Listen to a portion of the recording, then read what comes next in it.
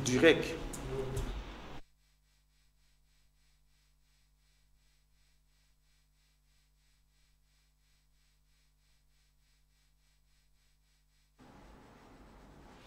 Bien, toutes nos excuses pour ces petits désagréments, ce sont les aléas du direct. J'étais en train de vous dire que nous avons sur ce plateau un acteur politique. Il a été candidat à la présidentielle de décembre 2018. Il est le président de MDCO, Mouvement des démocrates congolais. Il a été de tous les combats depuis la transition de 2002 à 2006. Eh bien, il s'agit de Gabriel Mokia Mandembo. Ndeko Gabriel Mokia Motenayo. Ah, mbote ndeko journaliste, mbote pe na batali. Ya tandoloken de mbote pe na ba famille, ba membre ya parti politique, ba maman na biso ndako basi, et mbote pe na bana Congo nyonso, mbote pe na la présidence de la République, pe na mokonzi ya mboka. Très bien. L'actualité est abondante, il y a tellement de sujets à aborder depuis d'ailleurs l'annonce de la création de l'Union sacrée pour la nation et depuis la dernière communication du chef de l'État et tous les aléas liés justement aux joutes politiques. Il y a beaucoup de choses à dire. Ndeko Mokia, yo, ça fait un certain moment, aux soutenir président Tshisekedi, lelo namunoka batunyoso ekomika ka union pour la nation, union sacrée pour la nation. Avant de côté à masolo musuba détail mususu yebisepsonan. Est-ce que union sacrée wana et comme yo baloba en français un fourre-tout ou bien ni parce que to moni batu ndenge na ndenge na bato bazaki ngambo bakomi koya. Dernier en date, c'est Julien Paluku, Kengo Adondo, mais finalement, si c'est tout le monde qui va là-bas, qu'est-ce qui va rester à l'opposition? Et on risque d'avoir les mêmes personnes et les mêmes choses. Bon, je suis très content, puisque j'avais annoncé il y a de cela 1 mois et demi, qu'à la lire où voient les choses, nous allons récupérer 280 députés. Et nous allons créer une majorité. Les gens n'y croyaient pas. Ils n'y croyaient pas. Et Dieu aida, nous avions récupéré 280 députés. Plus il y a un fraudeur qui est arrivé, et on a atteint 281 députés. C'est déjà une victoire de Gabriel Mokia, une victoire du pouvoir à place, une victoire de notre peuple. Puisque nous allons leur tenir à l'œil. Parce que nous connaissons bien ces gens. Ils ont servi un mauvais régime. Le régime des hommes aînés, orgueilleux, arrogants. Mais c'est...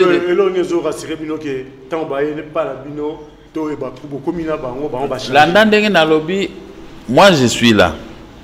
S'ils vont venir avec l'esprit de créer des désordres, nous allons les remettre sur les rails. C'est parce que tous les gens surtout parce qu'ils ont un poste à Banamboka, parce qu'ils ont Congo Nabiso. Et je crois que bateau ont souffrance et peuple. Le régime passé, il y a une AFDEL rébellion, dans les étrangers, il y a des Congolais. Biso pe to bundi tilero bakoya na ndenge anyamu nyamu te pona ebi bango ndenge bazala baaka batu balingaka mbongo mais biso banda to e pas na président de la République ngala zaki moto ali boso ça va lobi bosombi bango kosomba to sombi bango te ba nazaki moto ali boso oyo na servir le président de la République en âme et conscience intérêt mon côté jusqu'aujourd'hui. Tusenga lokote tusenginde abongisa mboka yo bonga ngana bonga ya bonga mutun sutu ya bonga mais koya suna makambo ya kala tokondima yango te mais lokola bango baye ata soki basombi yo mais soki yo boyi na yo elo moko osalma te mais soki mutu yo so andimi ke toye po tobongisa mboka vous avez bénéfique pour la besoin surtout. Très bien. Tous on dit qu'on a dit solo, il y a shit, il y a bureau Mabunda. Parce que si quand on penda dessin mon qui clair que l'union sacrée et qui est dans Salama à partir de shit, il y a Mabunda. Mais on le bien le Gomoro a besoin qui 281, c'est vrai. Mais tant que comme il a quoi ça balamage et le mot 281 et comme 265, c'est que majoritairement il y a un flottement. Mais ils ont besoin risquer à tout moment. Donc il n'y a rien de rassurant. Ça, je ne sais pas. Le chef de l'État avait promis. S'il il ne trouve pas la majorité, il y aura dissolution de l'Assemblée nationale. La chose de ce qu'il avait dit, non? Ah ouais. Alors, donc, Bazalaka n'a dengue à Keba, vous bougez, vous ne pouvez pas bouger. Ou à défaut, vous êtes venu, vous allez juste, problème un peu vous allez. Parce que, Bakuti biso toza bato juste, ngana za moto juste. Nakota kama makambo pamba bozo bate non. Nakota ba makambo bambongo te bani rien. Mais mokonzi mboka si apesi lokola un avertissement. Lokola yopo olandi avertissement wana, je crois que ba ko voter ba loi engebene na ndenge bango baye pour satisfaire mosala ya mokonzi mboka. Et no boya ko tiesu ba koroka zambe eloko ya bangini ba koroka zambe. Asenga ba futa bambongo boy. Ba nemi na ba sadar ba s'interposer et pas na ba ministre ba sala boy même bundal ba ngo jour moko ti les abino ba un tel moto bo sali kengana comme en état vraiment c'est dégueulasse. Très bien. Siko ponayo shit ya bureau Mabunda, est-ce que ezali début, il y a fin, il y a règne, il y a empire Kabila, ou bien c'est juste un jeu politique? Lecture ni nous ça vraiment. La pire Kabila appartient au passé. Ces gens ont commis beaucoup de bavures dans notre pays. Vous savez, nous avons tous de mauvais souvenirs de cet empire. Depuis l'entrée de l'AFDEL, les Congolais ne s'y retrouvent pas. C'est comme si on est dans un autre pays, alors que nous sommes dans le pays de Lumumba et Mobutu. Maintenant, cet empire à dislocation ne peut plus être reconstitué. Ne sera plus reconstitué parce que les Congolais ont compris l'implantation des Tutsis rwandais dans notre pays à l'est de la République démocratique du Congo, par cet empire. Les Congolais ont compris que cet empire a facilité le développement de Ouganda et de Rwanda par les minéraux tirés dans notre territoire national. C'est fini, assez. L'affaire est réglée. Ils ont pillé ce qu'ils ont pillé, ils ont volé ce qu'ils ont volé, ils ont tué ce qu'ils ont tué. Mais le tribunal pénal international sera installé ici pour les juger. Mais quant au reste, nous allons rester sereins, corrects pour développer notre pays, pour sauver notre population. Mais Mabunda P a côté ici plainte. Il y a le Conseil d'État, il est en train de demander d'interpréter l'article 31. Il y a un règlement, il y a un parlement parce que ils ont vu qu'ils se sont rendus compte qu'il y a eu des couacs. Alors, Sengi, la Cour, le Conseil d'État a interprété. Est-ce que Bazan a chance d'aboutir? Bon, nous sommes tous égaux devant la loi, dit l'article 12 de la Constitution. Alors, comme elle est partie, c'est son droit de se défendre. Dans la vie, il faut savoir comment se défendre. On cesse de se défendre s'il y a eu la mort. Mais du fait que tu es vivant, tu dois toujours te défendre. Moi, je ne suis pas contre, c'est son droit. C'est son droit de se défendre. Parce que s'il y a eu violation des règlements intérieurs de l'Assemblée nationale, c'est au Conseil d'État maintenant de voir pour réhabiliter Mabunda dans ce poste.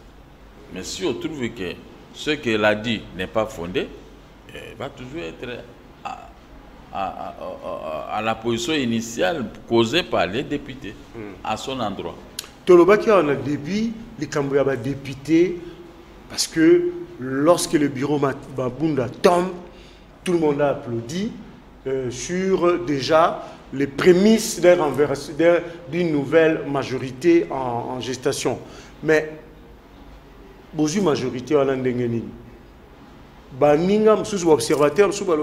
vous avez débauché en achetant le député FCC allié. Député nommé. Curieusement, bakomi malamu, bosepeli na bango bakomi na ngamu na bino union sacrée pour la nation. Parce que vous montez quelque part, vous êtes tombé vous-même dans le même travers, c'est-à-dire la corruption. Bon, la vie, on dit en français, la vie c'est un combat. Hein. Il n'y a que des imbéciles qui ne changent pas. Vous avez changé. Nous n'avons pas changé. Ce sont les députés qui ont préféré changer parce qu'ils ont trouvé que là où ils étaient en otage. Chez nous, c'est la liberté. On s'est laissé corrompre. Non, bon, je n'ai pas vu ça. Je n'ai pas vu la corruption. Vous l'avez dit, la vidéo, il y a des Molière. Non, non, pas vu mon politique, comment la main extravagante, je n'entre pas là-bas. Moi, je sais que les députés ont décidé de servir la nation, de servir les fils de ce pays, que de servir les étrangers. Alors à ces points, ils sont arrivés. Mais FCC est étranger, FCC est étranger. Non, l'avenir nous dira quoi? Hein? L'avenir nous dira quoi? Pour nous, parce que autoriser l'implantation de Tutsi ou Hutu dans notre pays, mais c'est très grave, monsieur les journalistes. L'actuel président de la République est en train de se battre à l'intérieur du pays avec des étrangers qui ont été implantés par les régimes passés, qui ont tué, qui ont brûlé des cases, des maisons de nos concitoyens. Mais c'est sauté. On doit fournir un effort pour les repousser jusqu'à dans leurs frontières, pour nous laisser comment recommencer à faire retourner notre population dans leur territoire et dans leur district et recommencer maintenant la production dans notre pays. Hein, parce que le peuple ne peut pas commencer à vivre dans ce pays comme si c'était un peuple nomade, alors que les peuples restent peuples. Les autochtones restent les autochtones. Un étranger ne peut pas venir chasser un autochtone dans ce petit coin de la République. Voilà, il n'y a rien. Et puis même Bango va député au Bayewana. C'est-à-dire qu'ils sont des Congolais. Si on découvre qu'il y a un Rwandais étranger, en tout cas, tu dois quitter. Il y aura un moment où nous allons revoir la Constitution, nous allons revoir maintenant qui sont ceux qui sont avec nous dans la gestion de la République. Nous allons revoir ça. Ce n'est qu'un début. Très bien. Et le changement obtenu ici dit beaucoup de choses. Avant la côte, le discours du chef de l'État, il y a les 14. Na zongi, moi mouké, na discours il y a les 6. Tant à lobby, qui salume banda. Moussa les bandits sikoyo. Or, président, ça sali 2 ans na tête ya mboka oyo. Alors, observateur, donc ça fait 2 ans, le président ne travaillait pas. Si on a Moussa les bandits, alors que 2 ans, il était le Boué, ça veut dire qu'on doit oublier ces 2 ans-là, total à 3 ans. Et qu'est-ce qui nous rassure que 3 ans, on est Moussa les Salam? 2 ans de querelles internes, FCC cache, des atermoiements dans la gestion. Le président donne des instructions à un ministre, les ministres refusent d'obéir puisque Sadar est ennemi, soit là on l'appelle, il ne faut pas faire ça. N'est-ce pas?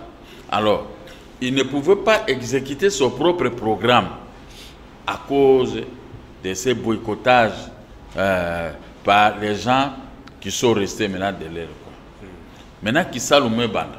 C'est-à-dire qu'il a compris qu'il a maintenant les siens, il a les peuples, il a les Congolaises et Congolais. Et chaque poste que tel et tel va avoir, c'est pour produire, pour arriver à atteindre le budget que lui avait promis à la population congolaise. Maintenant, il faut utiliser l'expression de mon jeune frère, l'ancien gouverneur de Bas-Congo, mais ça, qui salue mes bandes.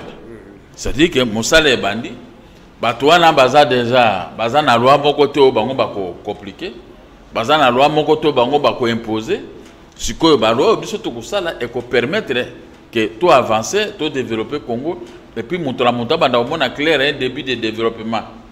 Makambo te kaka na balabala ba kangi ba venir bokasa ba venir tombarbai biloko nyonso tu ebebi donc il y a pas moyen que vous la fière olati ozala mutu kana oleka na fière na mboka no ezate il faut kaka potopoto awa bato bazoteka kwanga potopoto tout ça biloko tu enzo sila toujours nettoyer ville parce que même le gouverneur en ville azaka mutu na bango donc c'est que bazana ba instruction ba bebisa ville pour ba inisa mokonza mboka maintenant qui salome banda oza bien le président de la République dans la constitution il peut révoquer il peut chasser un gouverneur de la ville qui est incompétent dans la constitution. Donc, tout le monde maintenant, qui Salomé Banda a accepté ça. Parce qu'il n'a pas dit ça au hasard, à Yebi Lokoni na lobby. Tout à fait.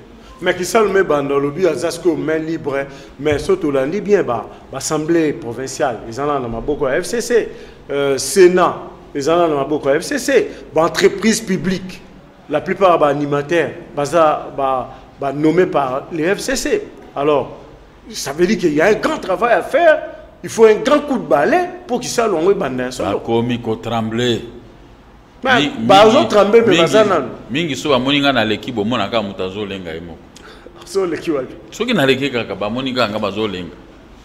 Moi je suis maintenant aujourd'hui l'aspire du président de la République. Soko meki mobulu en tout cas wana moko ko ça prendre carton même. C'est-à-dire ba assemblée wana provinciale et ko kwea yango moko. Et que s'organiser et comme tiana si les rails sala musala ou assemblée provinciale et salaka soko tiki ko sala musala wana obandi bitumba na chef de l'état obe na bani bato to kotia yo kolongwa donc union sacrée bozo zela on peut na assemblée provinciale mais partout place mobulu ezali zate que to régler ba côté na bato non mais place mobulu ezali yo za sous-souté. Nous voulons avoir des gens capables de redresser la situation économique et sociale, sécuritaire dans notre pays. Tout ce qui est mais non, ce n'est pas possible. Il faut changer là.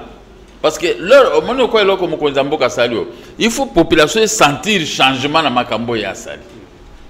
Ceux qui sentir changement, bako se retourner côté mokonzi mboka oh non kasi awa sikoyo talande tuzabo donc ndima yango tokokoisa mutu te mais bato bakokoya bango moko o bakozala ba incompétent parce que l'incompétence notoire doit disparaître. L'incompétence que nous avons vécu dans notre pays, au lieu il y a $1 million qui doit entrer dans les caisses de l'État, ça entre dans une caisse privée. Alors là ça va pas. Les gens ont assez bénéficié avec la manne de la République démocratique du Congo. Maintenant, assez, c'est le grand changement. Moi, c'est mon travail. J'ai beaucoup contribué, j'ai beaucoup travaillé. Maintenant, nous sommes dans la finalité. Et le travail que nous avons contribué, il faut mon ananami sur la population. Et mon anananda qu'on a gaité, et mon anananda qu'on a okagate. Mais la population en général est sentir que maintenant, qui salo, mais banda, mais est produit par effet, ou population banda. C'est ça le sens de ce que les chefs de l'État disent. Qui salo, mais banda, token ndengwan. Mais oh, ya komeka koti a croquer à jambe. Ndengo lobi Sénat, bon Sénat pe na oki kuna pe ndengwan kaka bon. Moyen à développer en osate parce que nazala ngana prévete, total la kando oken. Mais en réalité, il y aura un grand changement dans notre pays sur tous les plans. Yo moni mboka mobimoko à Congo, ba aérodrome ya bien exacté. Et comme moi petit porteur au Kiti, non, les pays ici, il faut tout redresser en gros, jusqu'à tout souki banana miso ba sali au fur et à mesure tout comme misango quoi ba ville quoi Anvers. Ezalo quoi la Matadi. Il faut Matadi ni babenga au Congo central. Il faut payer surtout en Angola, Congo central et bonga. Ti Mwanda. Donc Osaka a besoin de vivre dans Mwanda te na Kisasa te tenga na kova parce que kuna biloko ozokuta awa ezape na kati ya Mwanda, ezape na kati ya Boma, ezape na kati eza na kati ya Mbandaka, eza na kati ya Bumba, eza na kati presque partout ezaka ndengwa. Mais oyo discrimination na awa li par exemple 200 francs na intérieur comme 400 francs. Ah non, discrimination n'est facile. Il faut se dire, alignez-vous. Bino pe wa journaliste, vous vous alignez parce que vous servez trop au régime passé où il produit rien. Les journalistes va naître, va servir à Batunyoso. Donc ouais, à Congo, ouais à Congo va naître. Bon. Motami tient la place. Il faut tout le vérité. En tout cas, vous en êtes traité. Le bas peut-être de neutralité. Bon, ligne éditoriale, les alacas, c'est-à-dire que chaque rédaction, chaque chaîne, ils ont une ligne éditoriale normalement, mais Moussala, tout ça, la ils ont la chaîne, Moussou, nous avons l'émission bien l'équité. Pour la ligne, au critiquer qui est l'ancien président. Bon, voilà, ça dépend, il y a Ndengue. Oh, le lot, vous posez un peu à Robi, vous critiquez Ngaï, Motomoko au Kangabinote. Vous critiquez. Moi, vous critiquez, il s'affiche. Mais dès que vous critiquez, voilà, c'est ce que moi je n'aime pas. La Constitution autorise les critiques. Ouais.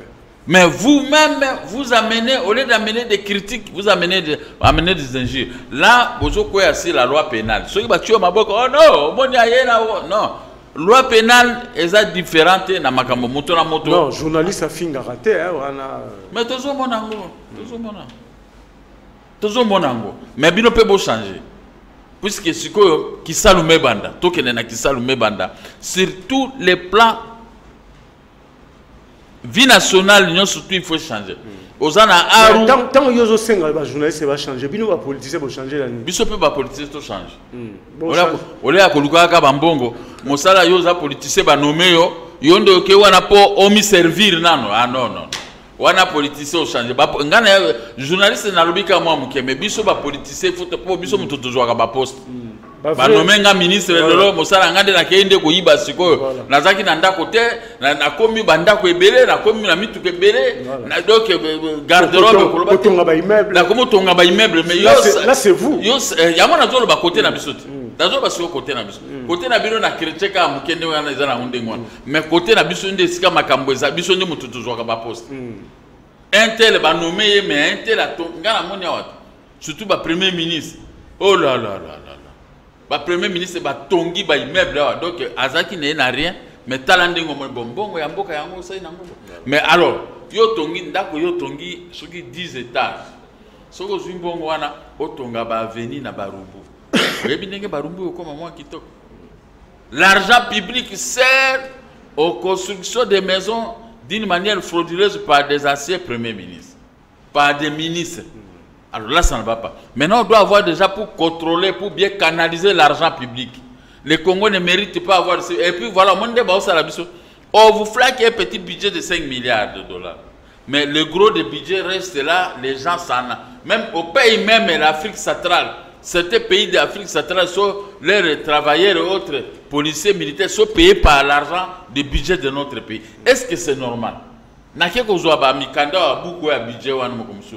Ba to budget wa bisingane ah papa mo ka yo to lingaka comme ta chef de l'état to ebisa o vérité. Ba pesigango ebele soki 4. Vérité ngozani. Vérité ba bisinga budget o mo toujours salo yangote. Papa mo ko lingi ko loba mais pour un développer l'Union Singapte. Oh, quand vous le bureau, on a comprendre. Vous vous rendez compte? Moutolinga biso li kamoma biso ka muke. C'est-à-dire que yomoko posa mutamael, il faut au développer encore. Ba budget tout ça la go ezala lokuta, ba budget a solo ezali. Vous comprenez? Donc dans la bamboko kwa ba Rwanda, est-ce que vous pouvez mboka bazaki ba boko libibwele? Mais comment vous indiquez que ça met une bombe atomique pour bombarder RDC aussi la banque Comment le Rwanda s'est développé avec des minéraux de notre pays, avec l'argent du budget de notre pays?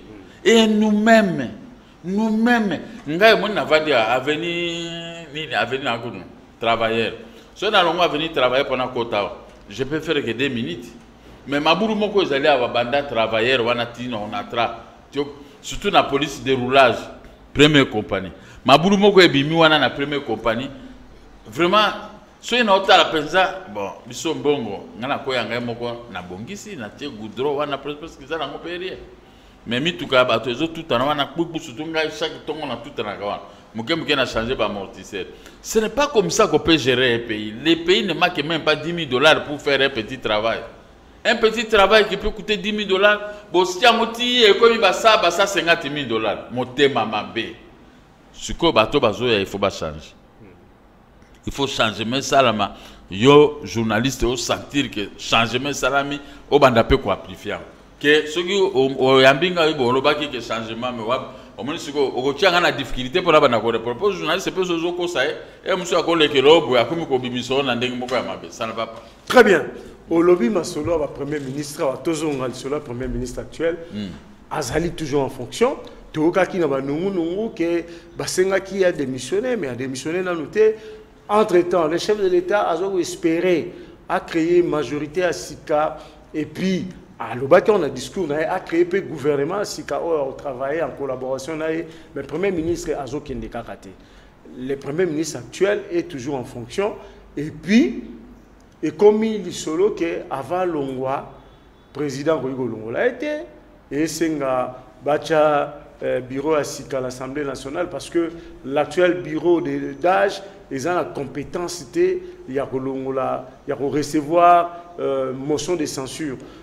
Raison pour laquelle il y a une session extraordinaire qui est maintenant convoquée pour changer le bureau définitif et puis Moussala Ekende. Alors, est-ce qu'il fallait Ilukamba a démissionné majorité on a Ebimaki na chite ya bureau Mabunda ou bien il faut toujours attendre? Ou bien le président de la République a les mains liées? Il y a deux personnes au niveau de FCC, au Bazoko et le premier ministre Longwate. Bango pe wana moto basali ke Mabunda Longwa. Deux personnes. Banani batangi Shadari batangi pe Nemi. De Teti. Siko bazolinga tozonga na tango a Lumumba na Kasavu. Le chef de l'État ici, il est un monsieur très patient. Au moins, la discussion dans le bino, ba humiliation, bazo salé. Soit ça moto musunda soit qui ba décision à mabe. Mais à supporter humiliation pour na mobulo ezala na mboka te. Au moins que là lobi di Kambwana les restes des discours na landi mais j'étais choqué. Et tout bando mon humiliation. Ngande la bano bima mingi na défendre na bana IDPS. O bazo tanga o bazo kanga na ba émission et puis na ki ko bongisi le terrain. Na kimisi ba opportuniste ba tunyoso wana ezala nani ezala na parti ni ba kima kinga ipone. Ngana za na armement lourd. Donc ceux qui habitumba na défendre na bombarda bango balamuko ba kima kiti. Ye tangela ngana nani musu akoko ko poussa na pempe. Mais malgré ça, le chef de l'État était toujours vexé d'un lobby humiliation. Parce que ceux qui ont monté mon kwatikali aya lobby kali kamba mabe et je soyais toujours. Ok. À démissionner à Kende. À démissionner ou bien à bêter une motion de censure. À bêter une motion mais l'honneur et la dignité que ba longolon dengue ba longoli mabunda. Le premier ministre, d'abord lui le premier ministre il ne fait rien au Congo ici. Comment ça? Il ne fait rien. Mais nous avons un gouvernement. C'est lui qui est le pilote. Oh là là là là. Gouvernement, ça c'était un gouvernement. À la ligne. Mais bah, gérer ça pendant 2 ans. Non? Mais il n'y a rien là-bas. Dans 2 ans, qu'est-ce que vous avez bénéficié? J'ai beaucoup d'argent qu'on doit me payer, mais incapable de payer. Mais ce qu'on y a, le premier ministre, d'abord, quand vous privez l'argent, les droits, c'est-à-dire que vous n'aimez pas ce peuple.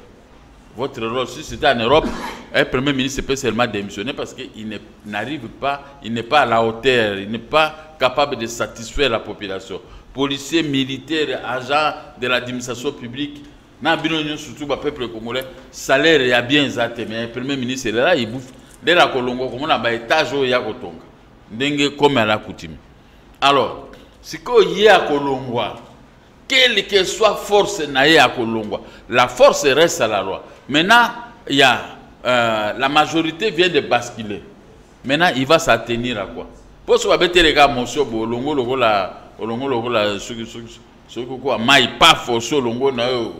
c'est fini au Zonga, vu son âge, il va faire un combat avec qui? Il va se battre pour revenir à quoi? Non, c'est fini pour lui. Premier ministre, Alinga Lingate, Azolongwa. Nga siko suka lingite to banda combat siko ngana ko bundana eti Azolongwa.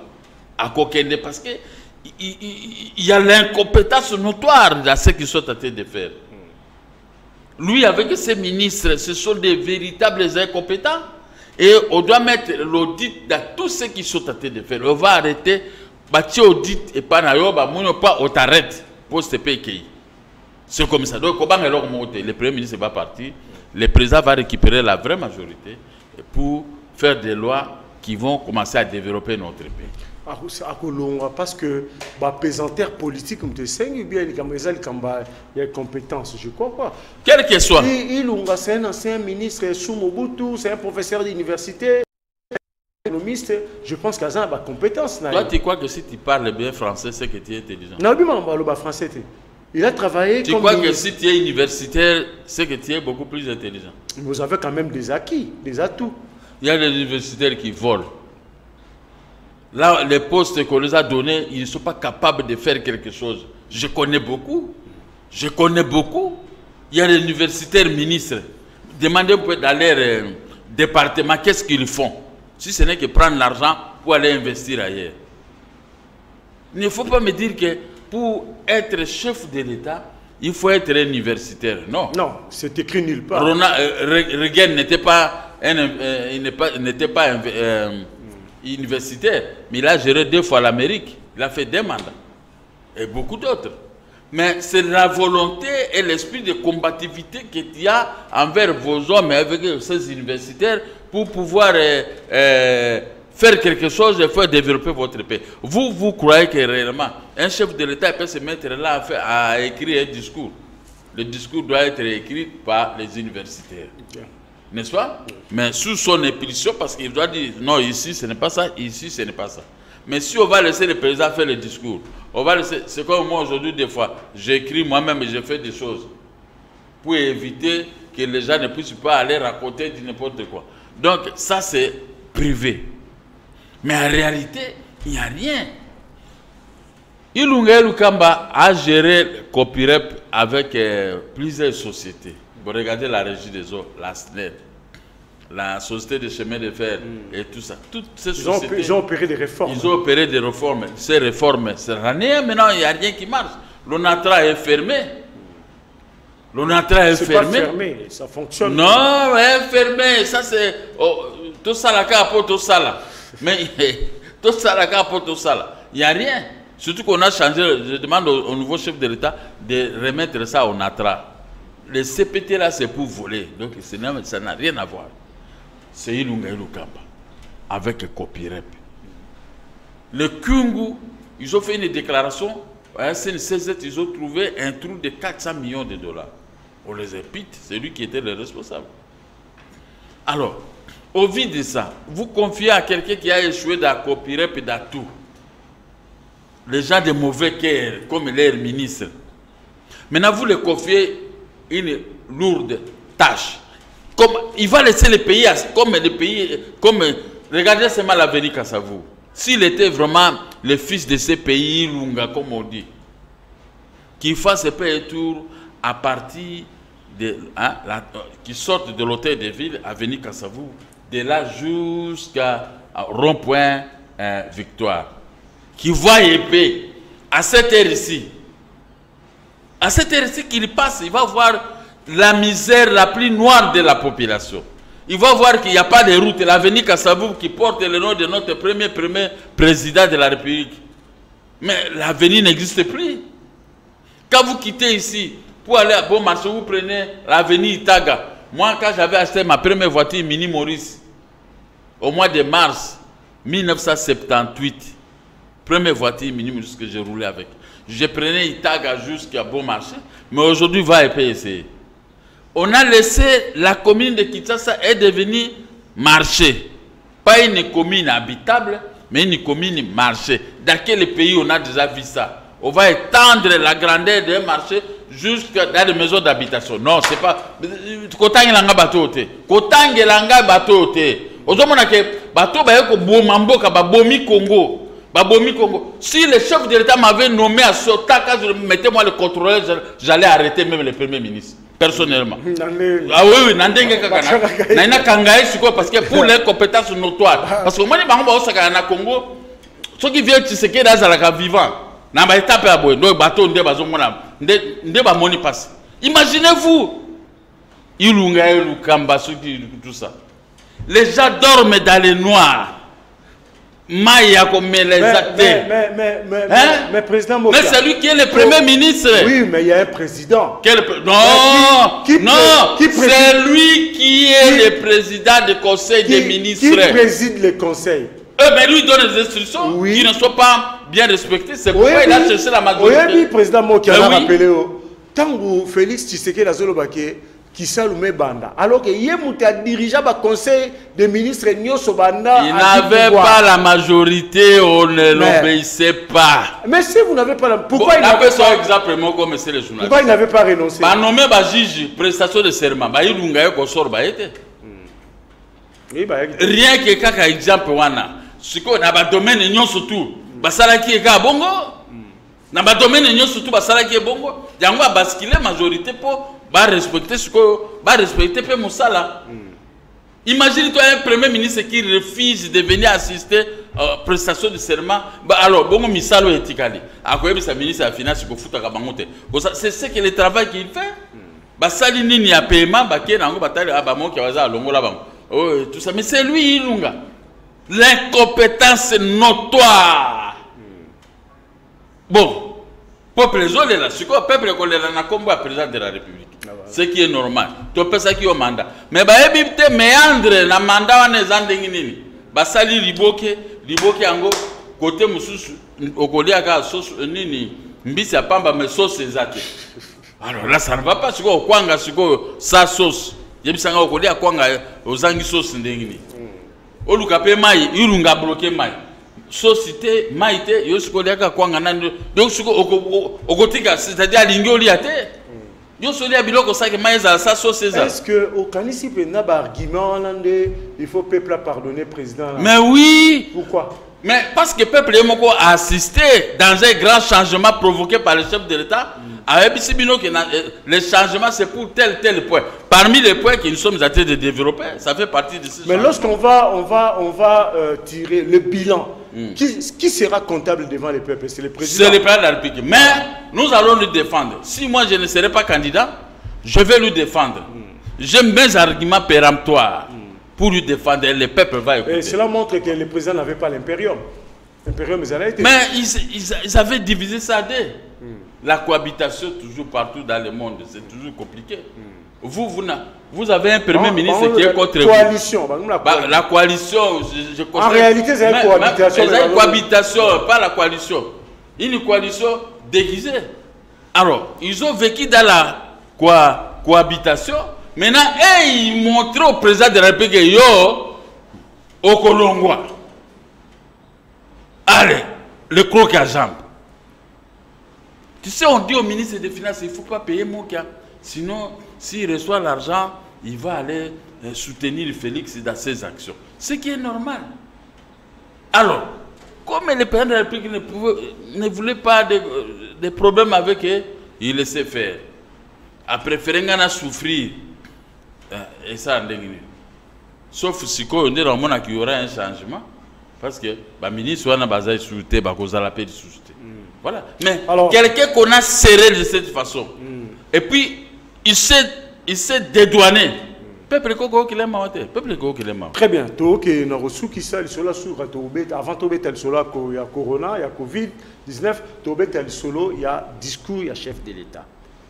A beti discours à lobby à sali au babengara bilan et puis à sali les grandes annonces parmi bilanae il a relevé les ratés et sali que Marambe Simbate pendant les 2 ans parce qu'à l'objet année d'action mais année d'action est simbité à eu des raisons Covid-19 et puis na situation basée dans la coalition et simbagité bâton dans les roues.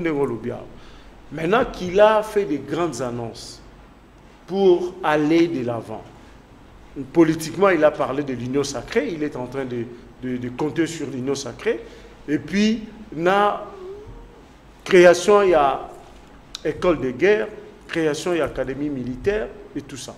Tout qui est un aspect sécuritaire, création il y a école de guerre. Tous en abakan et belé au Mobutu Atika qui a bien.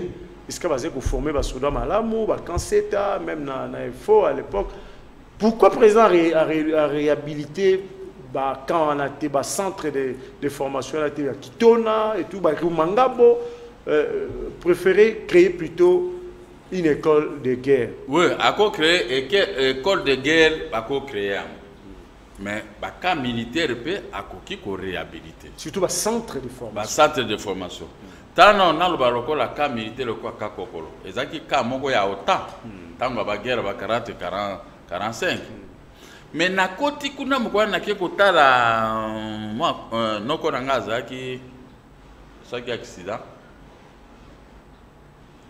Na bimisi mai pona noko nanga na bimisi pe mai na miso pona ka kokolo. Comment les militaires vivent dans ces cas? Natali noko nanga malade, Natali ka kokolo ndenge za na kati na tamboli muke. Ah! Nous avons perdu notre état ici au Congo. Olé à Olé là. To remettre en état. Banzela et Boukana, ils ont goudronné presque partout. Soda a préféré avant d'anamer qui coucou matché locataire à outil cité. Bah soda maman bah ebi singa makambwa. Comment ceux qui sont bitumbe bimiyo locataire au kufa kuna nakata etse na camp militaire basakana. Ceux qui m'ont dit toujours les kaka kokolo parce que le collège a qui ba saute des moutons wana basaki ba bloquer nzela embouteillage en l'état permettait qui ba tuba kotaka kolo mais bientôt peut ba ko bloquer parce que saute des moutons et si to kozonga la circulation normale. Mais to moni bolumbu ya kakokolo. Rien de bon. Heureusement ba belge balonaka ba manga. Yangwana oni chaque ndako ezana manga ata okinza lobuki manga ole. C'est tout ce que j'ai trouvé de bon à kakokolo. Ba manga ezana bandako nyos. Donc, ba belge ba yebaka nzala ekosi la peta na manga mibale au calme kaka au melima. Mais le reste ndako soda lali elinge ko esalibwe. Bato tongama bandako na bango ya muke kaka pona kaka kovanda. Mais ce n'est pas comme ça qu'on peut gérer un pays. Attends que na Angola comme on a baka ndengo na terre, il y a des cantines quand même qu'on peut mettre pour les militaires. La femme des militaires à Koki Koluka Kambongo na basité. Ce n'est pas possible. Nathalie Kakokolo. Mais ce qui a sali bouete, papa. Ce qui a sali bouete. L'État il faut zongisa ba soda na ba droit na bango. Au moins so bitumbe bimia ba to kufa liboso ba soda. Bien sûr. Mais motoana babane pourquoi kufa na linyoko na monoko. Obomi pourquoi kotaki na ndako no mokute na alakiso ke na kufi parce que na ikoli eloko. Mais siko soda kufa ka bonanzala. C'est pas possible. Donc biloko wana siko bakama bamne babinga bakao yo lo bakio Rumangabo sokine. Rumangabo Seta Kotakoli Rumangabo Mobutu achaki yango na sens ya ko attaquer Rwanda na Uganda. Ko surveiller. Ceux qui ba meki me Rumangabo ba Rwandais ba pia tout. Ba bebisa ngo e koma na ngo lokonda. Problème ezate. Tozana mbongo tokobongisa bakawa. Sikoyo ba centre d'entraînement à Kotakoli. Omoni ba soda kala bazali na bango o baza apte bazali.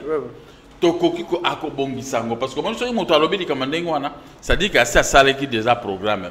Ba technicien d'état-major, ba breveté d'état-major, ba si ba kota ki déjà na terrain, ce que ba pese matière lobango. D'ici peu ils vont faire. Moni mboko yo kobonga. Congo yo kobonga biso tozoya. Moni biso totali ba gestion ti na moni ba faille. Côté armée tokobongisa ngona ndeke soda moni moki ya balobi non, c'est fini. Mo konzinde abongisi loko. Donc ezate ke ndeke biso tozali awa tozela tolelelo koni. On a une centaine d'années de vie. Moto normal au biti au comme na 70 ans, au comme sikoyo kolia mambongo yo bombaki. Vous comprenez? Bo sikoyo ndenge obiso to travailler, to échouer. Sikoyo to tikali ke biloko wana mokonzi ya mboka abongisa ti ebonga pe mboka no ezonga tala mwa valeur. mais ba bandana no na banjela na Kinshasa à promettre paiement il y a courant et zonga mais les moments il y a courant même président Kabila a toujours qu'on promettre même Yemope Félix au début mais rien ne change. Est-ce que espoir ils ont Maïna courant tu demandes à un Congolais qui a vécu ces événements. Moi j'habitais sur l'avenue X3Z numéro 100D qui est convoité par la Banque centrale aujourd'hui. Moi, j'habitais là. En 1996, 95, quand j'ai commencé la politique active, 96, l'explosion a commencé avec la guerre de l'AFDEL. 97, on ne manquait pas l'eau et l'électricité. Je ne sais pas. Vous avez étudié ici, je ne sais pas si vous avez un jour que vous avez place à Molili, je ne crois pas. Mobutu était vigilant. Maya pompe, biso toujours bien en maya pompe. Toujours mais la maya pompe. Contrairement à mayo ba baby si suko ba yeli biso ba maya milangi. Biso to mena biso maya benga yo naza na komi na ba 60 nazaka maya pompe kala ba no mela. Bon ndengi ni maya pompe ngo komi suko muindo boy. Et komi maya lobo pour ani. Hein? Maintenant, on doit commencer à remettre le site. Parce que depuis Bitumba, le 2 août 1998, les Rwandais et les Ougandais ont bombardé Inga. Les Longoli ont démonté les pièces à Inga. Inga est comme un problème, si problème est il est là. Ce sont nos vrais ennemis, ces gens-là. Et puis, il y a terme, ma sort au délestage. Est-ce qu'il y a un délestage sur le nez? Alors, au cours du gouvernement Kabila, ils sont des, j'utilise un mot, ce sont des pyromanes. Un pyromane ne peut plus commencer à donner des leçons aux gens. Les pyromanes ont créé ces problèmes. Moto. Le président Tshisekedi pas promettre. Moto. Avant de Tshisekedi, laisse-moi cimater mes arguments. Parce que yo zolinga to crucifier Tshisekedi kabo non. Wana Tshisekedi avant de na poto, azaki pe génome kaka. Il n'avait rien à voir avec Makambo ya Inga ni ya Régis des autres. Ils ont critiqué le discours. Alors, siko ye lokola bango ba baby sa banda le 2 août. Tokomaka tengu maina kura ti lelo une vingtaine d'années tout ça kana ba problème. Bon, yesu quoi à promettre. Comment voulez-vous au vendre sika poto ezali? Pour pepa, pour ça là, il te faut du temps. Ayebi be ke bana mboka bazo souffrir. Ayebi ke moki azawana lobaka toujours makambo. Mais akobongisa lokola promettre parce que ye moko pe moko musu pe na ke na présidence na kotika na pesa mbote la bato pas courir que la présidence de la République. Comme bimi biso tout libanda to ko comme ezaki na poko. Hein? C'est grave. Ah. Donc biloko tout wana mokonza mboka zo yeba. Donc sikoyo akobongisa. Soki abongisi te menga na za pepe na ete. Ngana za ka mutu moko na rappelaka toujours makambo. Je suis là pour rappeler. Ce que vous avez na pété jamais. Soit pour tenir na prison na la pété oh ngai awa do rien. Au moins na ka vandika yango ya zakali kiliki pour lembi pe obimi Singapour na ko crucifier ote ochenga. Mais au kaninga pour la nini. Parce que na senga yeke molili sila na bana mboka yango kaninga. Mokonza mboka ko sala yango. Mais bato babomi yango eza gouvernement eke yango na baye na coalition FCC na cash. Bon, moi, non, ça ne va pas. Non, ça ne va pas. Bon, yo, Jacques-Claude, ça ne va pas. Donc,